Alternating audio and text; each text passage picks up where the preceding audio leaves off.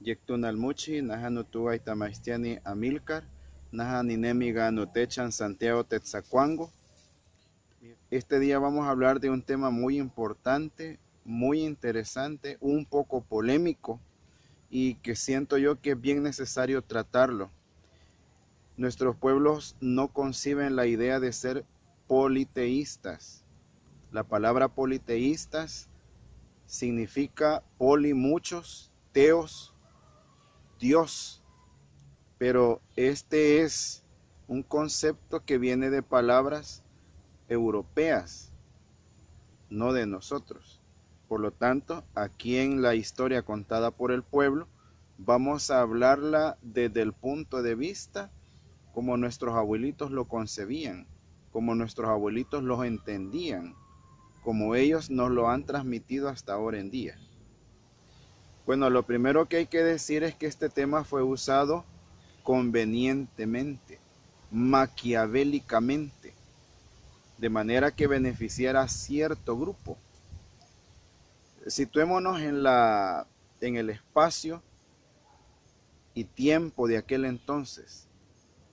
En aquel entonces, en el 1490, todo estaba regido por la Iglesia Católica. Por lo tanto, cualquier cuestión que se hiciera tenía que ser avalada por la Iglesia Católica. Cuando Cristóbal Colón llega hacia nuestras tierras, se queda un buen tiempo, luego se marcha hacia donde sus benefactores, que era el rey de Aragón y la reina de Castilla. Entonces, él cuenta lo que ve, por supuesto, siguiendo la tradición cristiano-católica. Los reyes van donde el Papa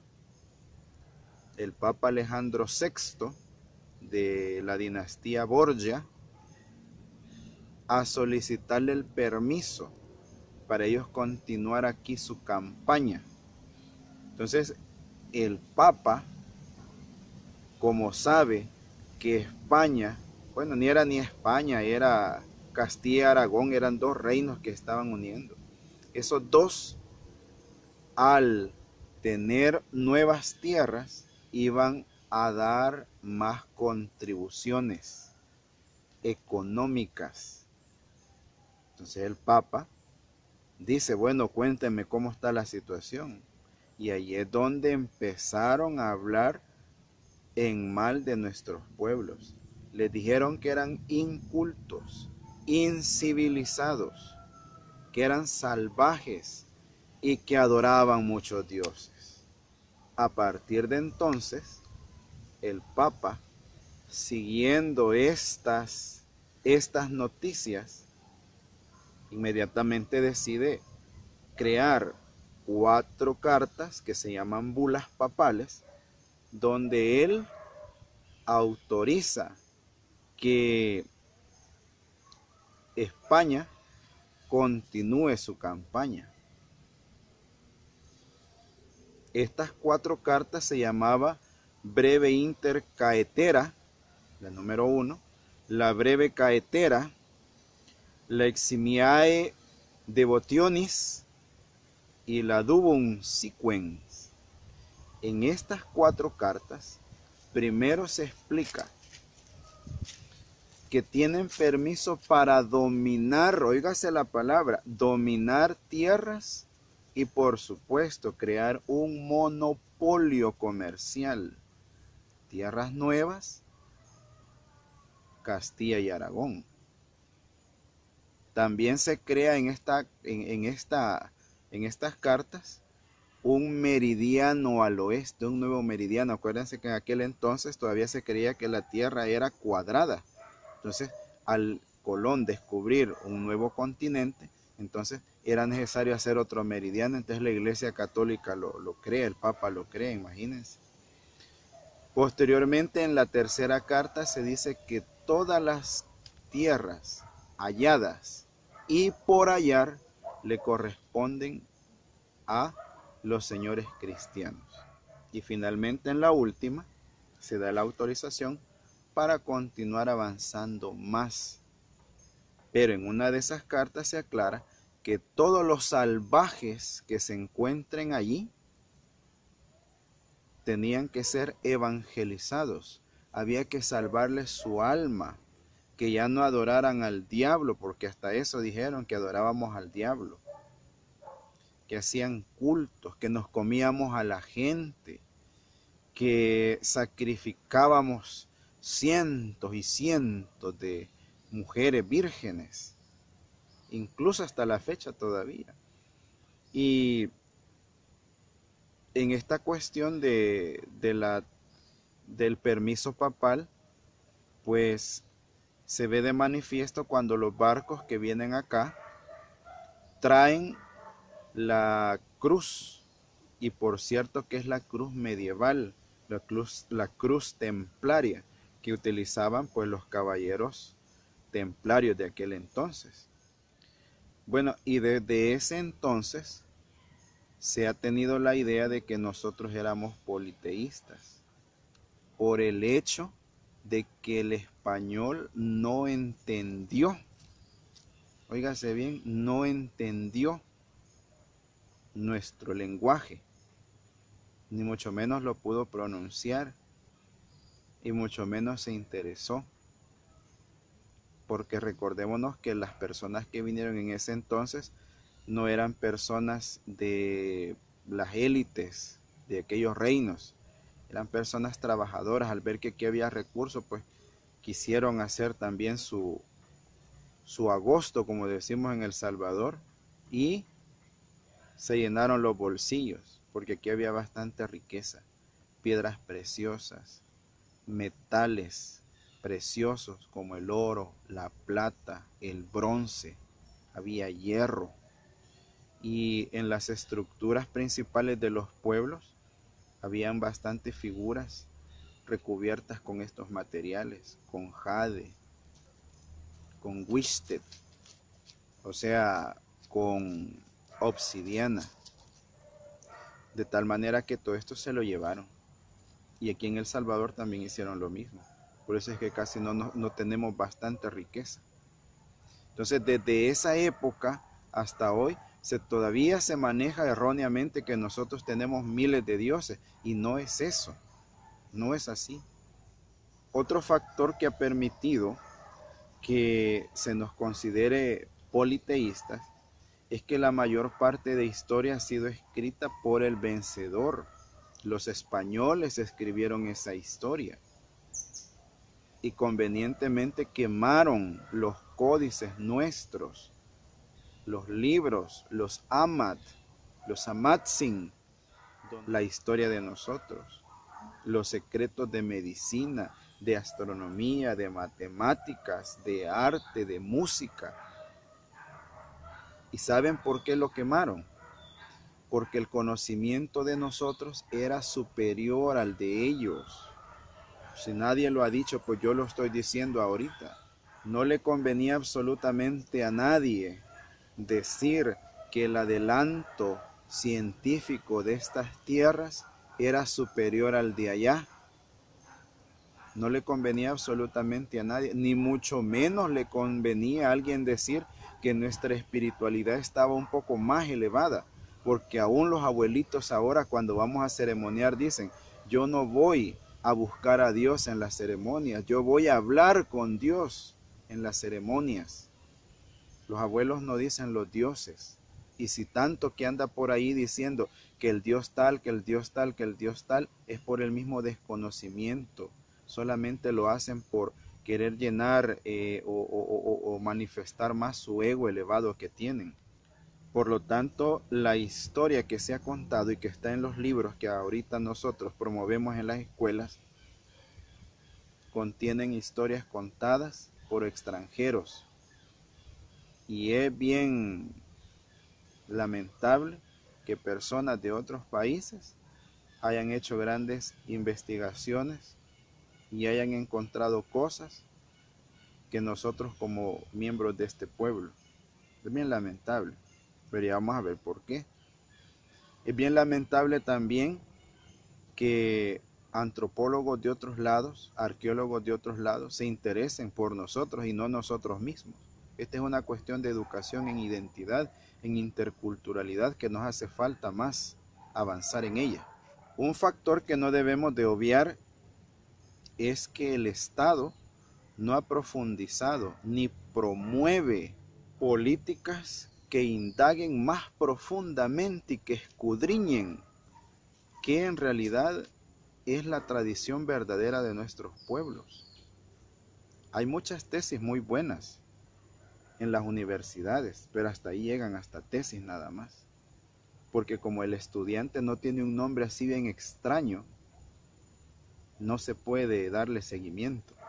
Se necesita una política de Estado, cultural, no sé a qué índole le toque, educativa quizás, el promover la investigación sobre estos temas, sobre la filosofía, la ciencia, la astronomía, la matemática, la gastronomía, la medicina, la espiritualidad y otras formas de expresiones como la música, las artes, la escultura de nuestros pueblos, de nuestros abuelitos que todavía están. Se ha hablado bastante acerca de la lengua náhuatl, sí es cierto, pero esa es nada más una parte del todo. Hay que investigar más ciencia, porque nosotros somos herederos de grandes científicos. Lamentablemente nuestro sistema educativo continúa como un círculo vicioso, promoviendo algunas ideas extraviadas en los programas, en los libros, y como eso es, y el currículum dentro de las universidades continúa enseñando esto a los maestros que van a impartir estas materias. Entonces el círculo vicioso no termina. Y ahí tenemos maestros que andan diciendo como tarea: investigue el nombre de los principales dioses de los indígenas. Y todo lo toman como que fuera pasado. Bueno, algunos libros empiezan: los indígenas que habitaron en esta tierra. O sea que partimos del supuesto que ya no hay indígenas. Pues aquí les está hablando uno. Sí, habemos todavía. Y hay muchos todavía. Ahí vemos a maestros diciendo que nosotros somos mayas. Nosotros no somos mayas. Sí convivimos con mayas, pero no tenemos mayor descendencia maya, sino que somos nahua. Hay maestros que continúan hablando acerca de la conquista. Por Dios, y la conquista es cuando alguien endulza el oído para que la otra persona acceda voluntariamente y de forma armónica conmigo. Esa es una conquista. La que aquí hubo fue una invasión. Hubo un epistemicidio porque se trató la manera de anular todo el conocimiento de acá porque era superior al de ellos. Si no, lean las cartas de Hernán Cortés, lean las cartas de Andrés Niño, lean las cartas de Pedro de Alvarado. Ahí dice cómo era eso. Investiguen, compañeros, por Dios. Y otra cosa, el folclorismo. Ahí visten a los niños, les ponen bigote, sombrero, una camisa blanca remendada, dando la idea de que ese es el indito pobre, ignorante mentalmente, incapaz de concebir algo. Qué pena. Y todos aplaudiéndole. Qué bonito el niño, qué gracioso. Pero no saben que ese traje blanquito representa algo. Representa el uniforme que nos pusieron cuando nosotros, siendo dueños de la tierra, nos esclavizaron. Y para identificarnos, nos uniformaron de blanco. Porque el conquistador sí podía vestir bien, pero el indígena tenía que vestir de cierta manera para identificarle. Esas cosas son las que no se cuentan en nuestra historia. Y ahí vemos a la niña bien bonita con sus trencitas y todo eso. Pero también no se toma en cuenta qué es ese significado. se aplauden los grandes eventos folclóricos, donde esas danzas solamente enseñan los trabajos que tuvieron que hacer nuestros abuelos y nuestras abuelas para ganarse la vida. Porque después de que en aquel entonces, cuando éramos los gobernantes y señores de esta tierra, compartíamos entre la comunidad, ahora que nos convertimos en esclavos por los invasores, nos tocó que trabajar. Y ese círculo vicioso se vive hasta ahora todavía. Ahí vemos a las abuelitas haciendo sus petates, vendiendo su barro, vendiendo sus artesanías, porque no tienen un terreno. La tierra se mal distribuyó, se sigue haciendo todavía. Y están las pobrecitas y los pobrecitos abuelos que tienen que alquilar tierra para sembrar su maíz, que tienen que alquilar tierras del gran terrateniente, porque ellos nunca lograron, ni como herencia, ni como nada. Hay otra idea también, que es el paternalismo, donde el Estado nos cuida y nos da, pero algo superfluo, algo que está aquí nada más. ¿A cuántos nahuablantes se les ha dado una pensión? ¿A cuántos abuelos que han mantenido la tradición se les ha dado su casita digna? ¿A cuántas abuelas que la correntada del río se creció y les llevó su casa, les han dado su casa? Si alguien conoce un caso, pues lo pone ahí en los comentarios y me avisa. Lo vamos a documentar. No hay. Solamente hay cuando un evento se da, allá los van a traer, los ponen a cantar, los ponen a bailar, les dan su dinerito y ahí nomás, ahí quedó. ¿Cuándo se va a ir donde ellos y se va a dignificar? ¿Cuándo se le va a dar un buen trato? ¿Cuándo se le va a decir, abuelo, explíqueme tal cosa? Quiero hacer un libro sobre esta tradición. Quiero hacer un libro sobre medicina. Quiero hacer un libro sobre la gastronomía de este pueblo. No hay interés. Solo sirve nada más como un adorno, nada más. Pero cuando nosotros empezamos a exigir, ahí ya no les gusta. Qué bonito se ve, qué bonito baila, qué bonito habla. Pero allá en su cantón, allá en su lugar, ahí se ven bien bonitos. Turísticamente sirven nada más, pero somos sujetos de derecho también. Ese es otro tema que más adelante vamos a hablar. Cuando las abuelas y los abuelos se ponen a hablar acerca de espiritualidad, ahí ya no les parece. Para empezar, dice la gente moderna, que son supersticiones.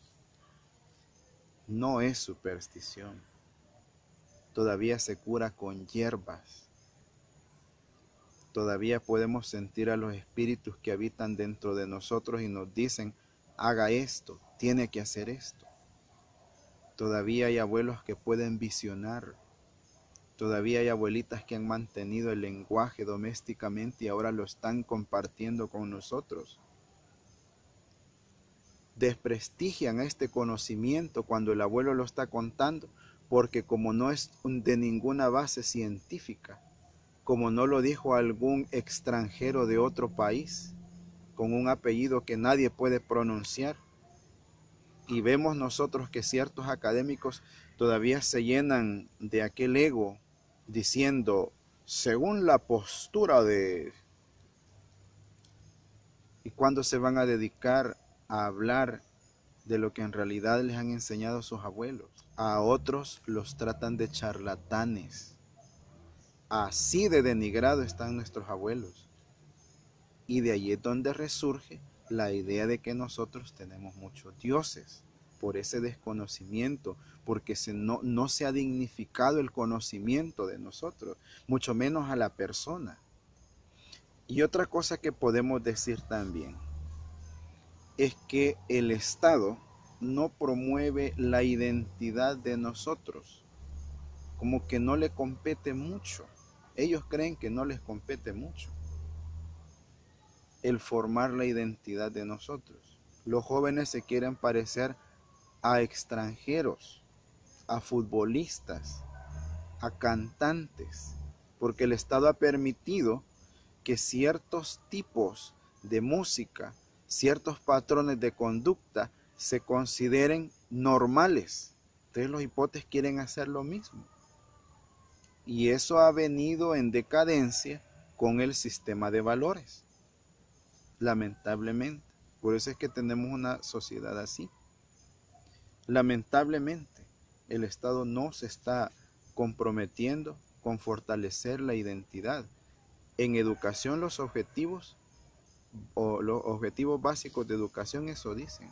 La ley de cultura eso dice. Algunas políticas de gobierno eso dicen. La integración centroamericana de eso trata.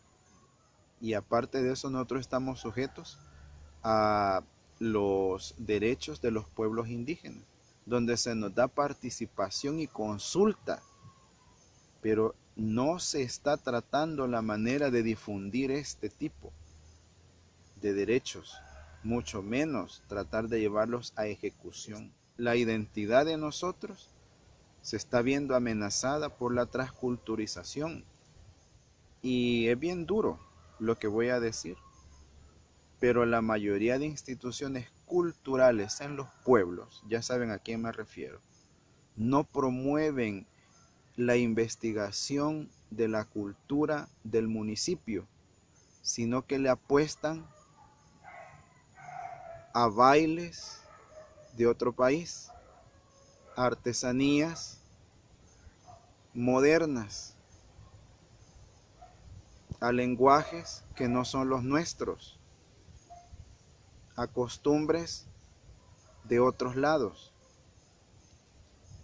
¿Cuándo nosotros vamos a empezar a rescatar nuestra verdadera cultura para formar identidad? Y con identidad vamos a tener responsabilidad de saber quién soy y comprometerme más con mi medio.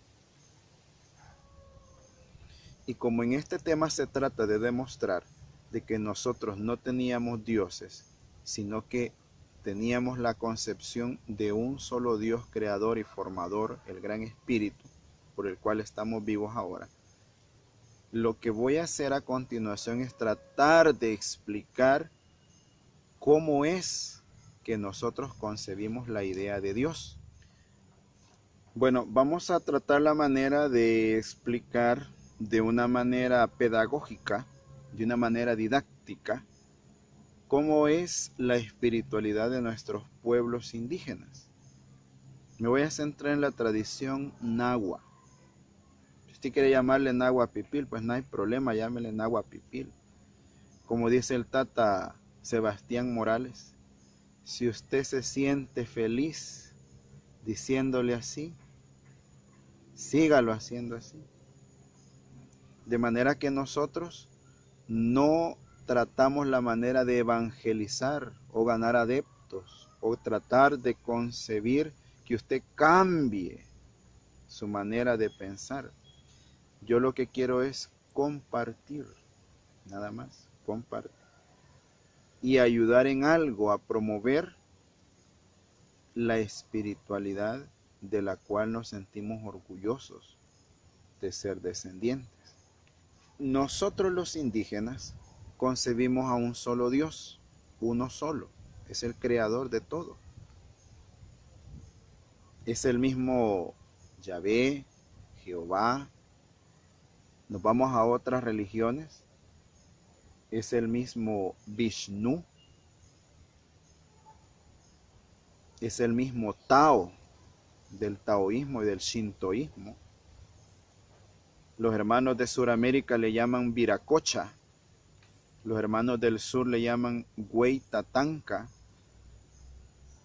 pero nosotros concebimos la misma idea, es un solo Dios. No podemos tener diferente patrón que nos diga ser buenos y que sea distinto al de los demás. Es un solo principio, es un solo bien, por lo tanto no puede ser otro diferente al de la Biblia, es el mismo. Lo único que como en nuestro pueblo hablamos náhuatl, tratamos la manera de darle un nombre a ese Dios único y universal. Los hermanos en otros lugares también le dieron su nombre de acuerdo a su lenguaje, y eso es lo que muchos no pueden lograr entender, que según la región, así va cambiando el nombre de Dios, pero es el mismo espíritu, es la misma esencia, es el mismo bien. Por lo tanto, Dios es universal, y nosotros, como culturas grandes, ya lo concebíamos así. Ahora, Dios, en nuestro caso, se divide en dos, porque nuestra filosofía, óigase bien, ya no estoy hablando de espiritualidad, ahora estoy hablando de filosofía. Dios, según nuestra filosofía, se divide en dos, hombre y mujer, masculino y femenino. Es dual. Y nuestros abuelitos se fijaron porque nuestro corazón, que está al lado izquierdo, es uno solo, pero a la vez se divide en dos, lado izquierdo y lado derecho. De ahí nace la concepción dual. Y también porque vieron en su cuerpo, porque nuestros abuelos no se complicaron la vida, vieron nuestro cuerpo y veían que teníamos dos ojos, dos huequitos en la nariz, dos orejas, dos brazos, dos piernas. Por lo tanto, ahí está concebida la idea dualista. Sigamos con el corazón. Nuestro corazón, lado izquierdo y lado derecho, se divide a su vez en otros dos. Se divide en cuatro. El uno se divide en dos y el dos se divide en cuatro. Por lo tanto, espiritualidad, filosofía y matemáticas van unidas. Y eso es algo que no se logra concebir así nomás, porque a nosotros nos han enseñado a dividir la ciencia. En nuestro pueblo no dividimos ciencia, todo es un solo. Como Dios se divide, cambiémosle la palabra dividir a manifestar. Dios se manifiesta en cuatro grandes elementos.